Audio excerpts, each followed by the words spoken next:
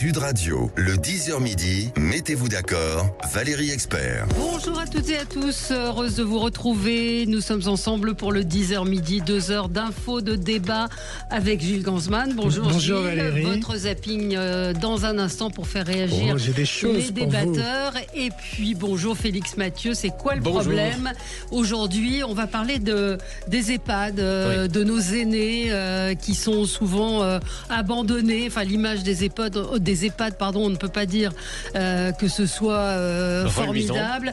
Et on a des gens qui cherchent, qui tentent d'innover. Serge Trigano fait partie de ceux-là. Alors Trigano, ça vous fait évidemment, ça évoque le Club Med. Serge Trigano, c'est le fils d'André Trigano qui a... C'était André, votre papa, Serge Trigano? Gilbert. André, c'était mon oncle. Oui, Gilbert. André, c'est un autre. Gilbert Trigano, qui a été le fondeur du Club Med. Vous aussi, vous avez dirigé le Club Med. On va voir avec vous dans un instant comment on peut proposer des alternatives aux EHPAD, comment il faut proposer autre chose que ces mouroirs. On va en parler dans un instant avec vous, Félix Mathieu. Dans les débats, écoutez, ces chiffres absolument effarants. Savez-vous combien de boîtes de médicaments par an consomment les Français? 41 boîtes de médicaments chaque année. Le Doliprane, ce sont des médicaments remboursés par la Sécurité sociale et ça pose la question du Doliprane, qui est l'un des médicaments les plus consommés et les plus remboursés. On va revenir sur ce cri d'alerte également c'est absolument sidérant, des professionnels de la justice, du droit, que ce soit les magistrats ou les avocats.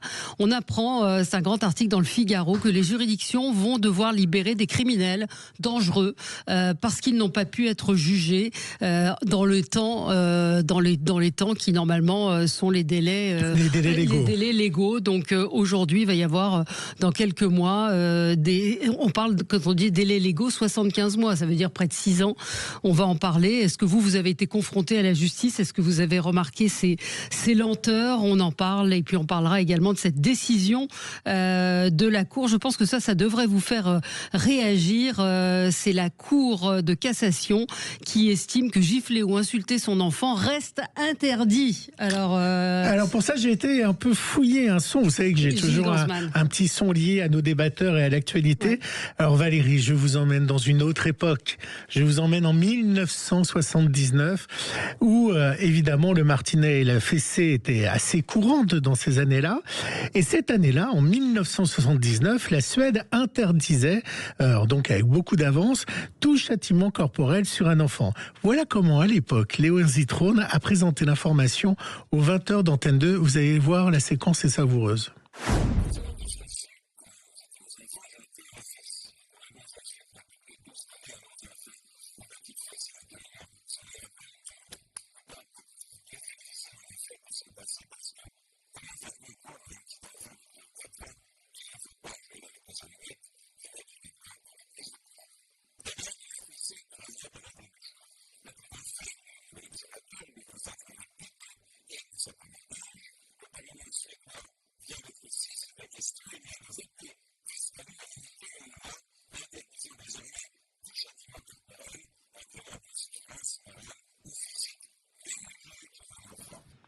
Et voilà comment les temps ont changé. C'était Léon Zitrone en 1979.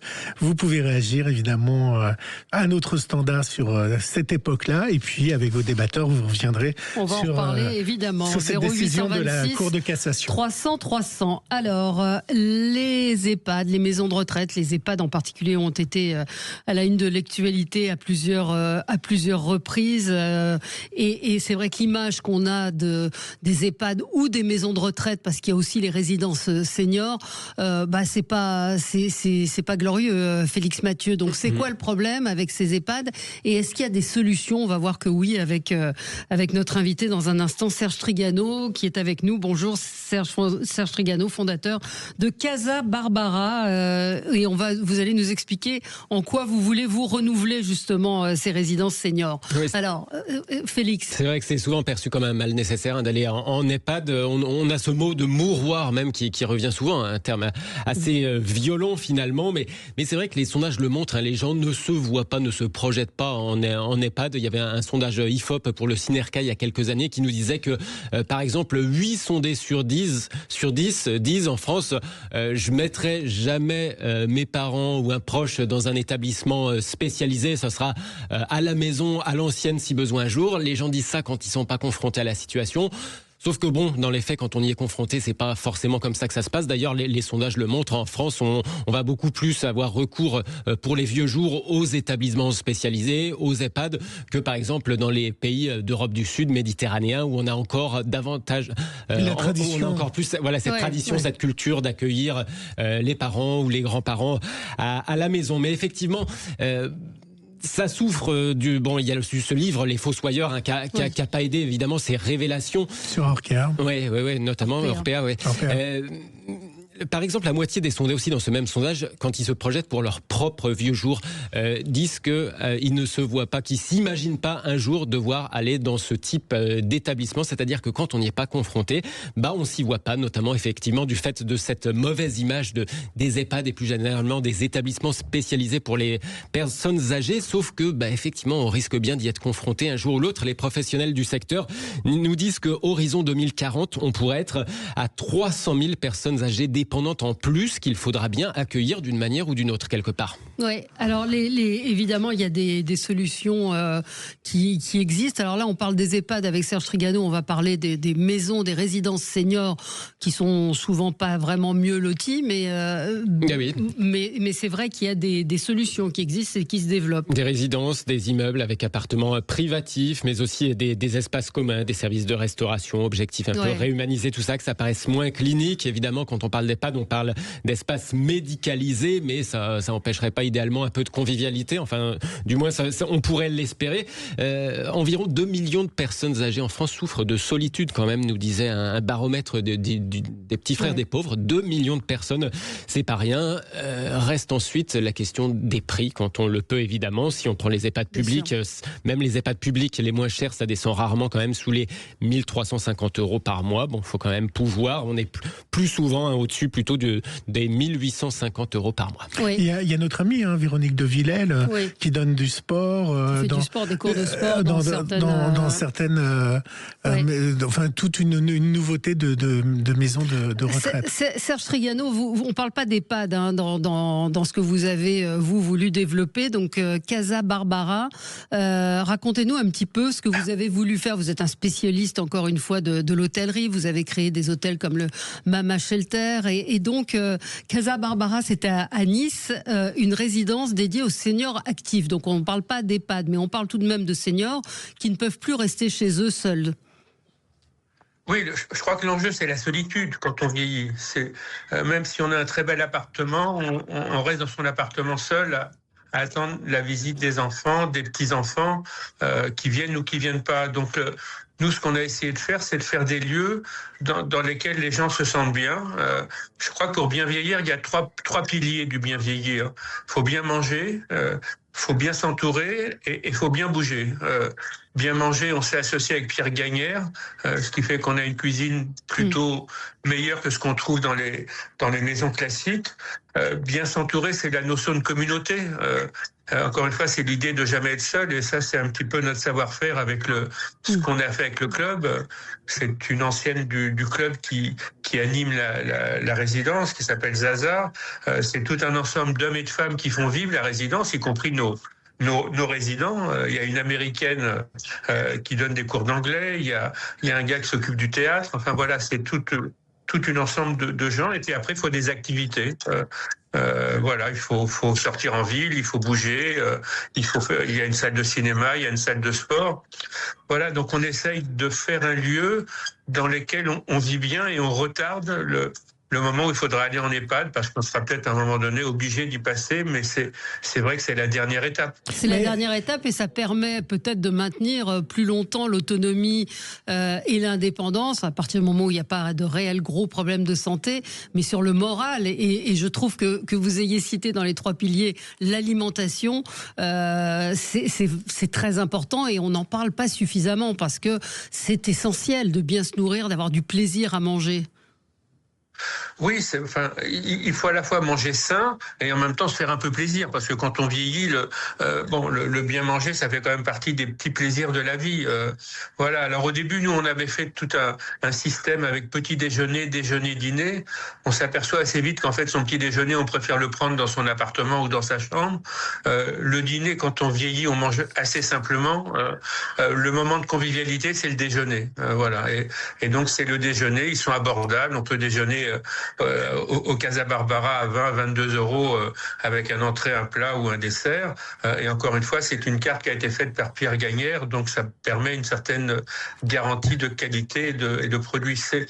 Cette notion de nourriture, elle est indispensable à la réussite de bien vieillir. On l'a vu dans toutes les études qui ont été faites. Ouais, on a Christian en ligne avec nous. Bonjour Christian. Bonjour, vous nous entendez? Vous nous appelez de Clermont-Ferrand. Vous avez été concerné, vous personnellement, par justement cette situation de devoir mettre un proche. Oui. Je dis devoir mettre parce qu'il y a ce côté effectivement. Où on est contraint parfois de placer sa mère ou son père en EHPAD. Oui, bien sûr, et on a été obligé de mettre maman en EHPAD parce qu'elle ne pouvait plus rester seule chez elle, parce qu'elle prenait ses médicaments 3 fois le matin, et donc c'était plus possible. Même après la visite d'un infirmier tous les jours, il a fallu se rendre à l'évidence. Donc on l'a placée dans une EHPAD qui était très bien, dans le Nord, à Jeubon. Et dire l'avantage de cette EHPAD, c'est que mon beau-frère avait sa maman, lui, dans l'EHPAD aussi, et faisait partie un peu d'un conseil d'administration de l'EHPAD, et donc pouvait voir un peu tout ce qui se passait dans l'EHPAD, et ça se passait très bien, donc on n'a pas hésité à mettre maman. Après, bien sûr, reste le prix. Ouais. C'était 1 750 € par mois, où il faut ajouter la mutuelle qu'elle devait payer en plus, le coiffeur qu'elle devait payer aussi quand le coiffeur venait la coiffer. Donc il n'y a rien de gratuit. Donc, et une fois, parce que maman touchait une petite pension de retraite, et donc une fois que les livrets A étaient épuisés, il a fallu vendre la maison pour continuer à payer l'EHPAD de maman. Oui, il y a souvent effectivement cette question financière qui se pose. On va voir avec vous dans un instant, Serge Trigano, si c'est effectivement obligatoirement très cher d'avoir de la qualité. On y revient avec vous. On va parler donc de Casa Barbara, qui encore une fois est une résidence senior un petit peu différente, et on va voir qu'on peut faire de la différence on peut être différent avec la volonté, et c'est ce que vous faites. À tout de suite. Sud Radio. Sud Radio, le 10h midi, mettez-vous d'accord, Valérie Expert. De retour avec vous sur Sud Radio, nous parlons de solutions innovantes pour les seniors avec Serge Trigano, fondateur de Casa Barbara. Évidemment, Trigano, le nom rappelle celui du Club Med que vous avez dirigé. Vous avez également lancé des hôtels qui étaient aussi différents des autres. La différence, c'est votre marque de fabrique dans la famille Trigano. Vous avez lancé les hôtels, les hôtels Mama Shelter. Et comment ça vous est venu cette idée de Casa Barbara, et pourquoi Casa Barbara? Écoutez, pourquoi Casa Barbara? Parce que ma belle-mère vivait seule dans un appartement à Munich. Elle s'ennuyait et un jour elle a décidé de s'installer dans une maison, et elle s'est mise à revivre parce qu'elle se retrouvait avec d'autres personnes, et j'ai pris conscience de l'intérêt qu'il y avait à ce genre de lieu. mieux que l'appartement. Voilà. Et comme nous, dans la famille Trigano, la marque de fabrique, c'est d'essayer d'apporter un peu de bonheur aux gens et de casser la solitude. C'est ce qu'on a fait avec les Club Med. Ouais. On s'est dit que ça pouvait peut-être s'appliquer au monde des seniors, dont je commence à faire partie, bien évidemment aussi. Moi, j'avais une question, Serge, si je peux vous appeler Serge. En fait, moi, ce qui me fait peur dans le vieillissement, c'est de me retrouver entre vieux. Et moi, j'aimerais bien que des jeunes puissent venir manger du Pierre Gagnaire, que vous ouvriez, par exemple, une brasserie ou. C'est le cas. Tout le monde peut venir manger. C'est le cas, Serge Trigano. C'est ça. On ne pas expliquer. C'est ça. Et c'est la même chose. Il y a un bar où moi, je peux venir avec mes potes. Vous pouvez venir avec vos potes, prendre un verre. Voilà, on l'a pas dit. Il y a des concerts le soir, on vous dit pas tout, mais voilà, faut me demander à moi directement. Vous avez volé mon idée. Voilà. Et oui, c'est vrai que c'est important. Les restaurants sont ouverts sur l'extérieur, et comme en plus il y a des écoles à côté des universités, il y a beaucoup de jeunes qui viennent casser la croûte. Et c'est bien quand on vieillit un peu, de voir un peu de jeunesse, éventuellement de discuter avec eux, qui m'aident à me dépanner sur mon ordinateur. Voilà, et c'est cette relation intergénérationnelle qui fait aussi un peu le succès du Casa Barbara. Est-ce que ça coûte cher ? Est-ce que ça coûte plus cher qu'une autre résidence senior ? On est dans les prix du marché. On démarre à 1 300 € des petits studios et ça va de 1 300 à 2 200, 2 900 € le mois. C'est les prix du marché. C'est les prix du marché. C'est une résidence médicalisée également ou pas ? Ça s'adresse à qui ? On n'est pas médicalisé. Ça s'adresse à des gens qui vieillissent, qui ont entre 65, 70, 80, 85 ans, qui très souvent se retrouvent seuls dans leur appartement et qui ont besoin de trouver un lieu dans lequel ils peuvent, encore une fois, avoir des contacts, ne pas se retrouver seuls. Pour moi, je crois que c'est vraiment l'enjeu. Je répète tout le temps la même chose. Voilà. Et donc, c'est cette population d'hommes et de femmes qui vient, qui se retrouve, et puis chacun jouent un rôle dans la résidence, ils sont actifs dans la résidence, ils participent à la vie de la résidence, et on la traite plus comme un hôtel que comme une résidence senior. Moi, je crois que le summum du luxe, c'est de vivre à l'hôtel, et donc vous avez le côté privatif de votre appartement, et puis quand vous descendez, il y a le bar qui est ouvert, le restaurant, et ainsi de suite. C'est un peu comme une immense colocation finalement, Casa Barbara. Si vous voulez, encore une fois, c'est une colocation ou c'est les services d'un hôtel. Il y a quand même tous les services de restauration, de ménage. Il y a ce bar, il y a la salle de cinéma où il y a tous les jours des films ou des émissions de télé. On repasse des vieilles émissions. Je crois que c'est bien aussi de temps en temps de faire marcher la nostalgie, les souvenirs, de se rappeler un vieux 5 colonnes à la une ou une vieille émission de variété. Enfin voilà, c'est un mélange de retour un petit peu vers notre enfance et en même temps de se projeter sur la suite et de rester curieux de la vie. Et ça, vous allez en ouvrir d'autres. Pour l'instant, ça existe à Nice. Est-ce qu'il y en a d'autres ? On espère signer très très vite une deuxième implantation à Antibes et on travaille sur un troisième site en Occitanie. Les aînés pour vous, enfin je dis les aînés, les personnes âgées, on emploie tout un tas de circonvolutions pour parler du troisième âge, sont les grands abandonnés de nos sociétés aujourd'hui, c'est-à-dire qu'on les a un peu, même beaucoup maltraités et oubliés. Aujourd'hui on voit que ça va être une grande partie de la population. Non, je crois pas qu'ils sont maltraités. Alors c'est vrai, comme vous le disiez dans l'introduction, dans les pays du Sud, on a plus tendance à garder ses parents, ses grands-parents à la maison. C'est moins une tradition pour une société française, mais on fait le maximum pour s'en occuper. Moi, je vois un peu les gens qui viennent chez nous, et puis à un moment donné, on a envie, encore une fois, un peu de changer d'air. Donc je pense pas qu'ils soient délaissés. Mais je pense que, si vous voulez, la plupart des ce qu'on appelle les résidences seniors, elles ont été conçues par des promoteurs immobiliers. C'est ça. Voilà, c'était un autre monde. Nous, on vient de l'hôtellerie, on vient des villages de vacances, donc on apporte une autre approche, une autre culture. Est-ce qu'il y avait à l'époque de Trigano comment ça s'appelle est-ce qu'il y avait des villages vacances réservés aux seniors ? Est-ce que ça existait à l'époque ? Non, pas nécessairement. On avait une population senior qui venait justement parce qu'ils voulaient de la vie, de la fête et ainsi de suite. On avait fait quelques tentatives d'opérations, entre autres en Corse, on avait fait des semaines réservées à une population senior. Mais ce qui nous amusait le plus à l'époque du club avec mon père, c'était le brassage des populations. Oui, et donc ce qui intéressait les seniors, c'est d'être mélangés avec des gens plus jeunes. Et c'est ce qu'on essaie de faire à Casa Barbara. Bon, merci beaucoup d'avoir été avec nous, Serge Trigano, donc fondateur de ce nouveau. C'est original. Vous avez toujours, ce que je disais, dans la famille, eu ce sens de faire un pas de côté dans le domaine de l'hôtellerie et puis vous le disiez, de la convivialité. Donc si ce modèle pouvait inspirer d'autres, enfin, on vous souhaite à vous tout le succès que vous méritez. Mais si on pouvait effectivement prendre en compte le bien-être des seniors, ce serait assez formidable, réhumaniser et penser à ce qu'ils ont dans l'assiette, parce que souvent c'est ce qui pêche et bien manger, ça rend heureux. Merci à vous, Serge Trigano, d'avoir été avec nous ce matin sur Sud Radio. On se retrouve dans un instant pour commenter l'actualité. À tout de suite. 14h16.